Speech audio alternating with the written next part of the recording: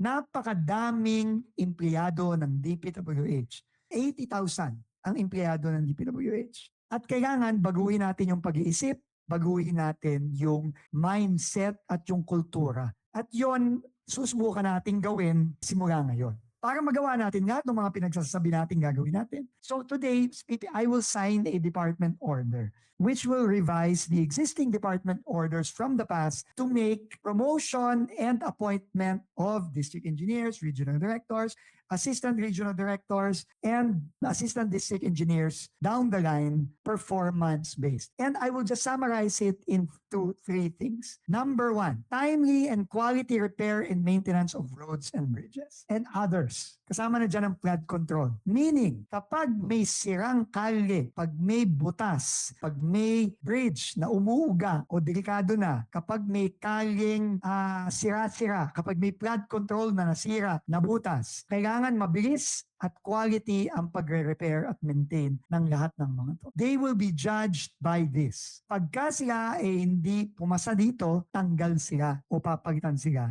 immediately. Every year ang magiging measurement nito. They will be checked on this. No, gagawa ng performance criteria tayo for maintenance. Ilang beses na ba tayong lahat nagreklamo sa DPWH pag may sirang kalye, butas-butas, sirang manhole na hindi na tinakpan, butas na sinira tapos hindi inaayos, paulit-ulit na lang yan. Pag yan hindi nila ginawa, yan ang magiging basis para sa kanilang performance evaluation. Very specific yan. Second, kailangan mabilis ang kanilang responde sa both man-made calamity and natural disaster. Kapag kunyari, bumagsak yung Pigatan Bridge, halimbawa, kamukha nung nangyari dati, yon man-made yon o yung Kabagan Bridge. Bumagsak, ang laki-laking perang nawawala habang hindi nakakatawid yung mga negosyante natin dyan. Ang laking perwisyo sa mga kababayan natin dahil hindi sila makatawid dyan. Pagka may nasira dahil sa bagyo, kailangan yan mabilis at again, quality din pag aayos ng mga tinatamaan ng bagyo, ng sakuna, or tinatamaan ng man-made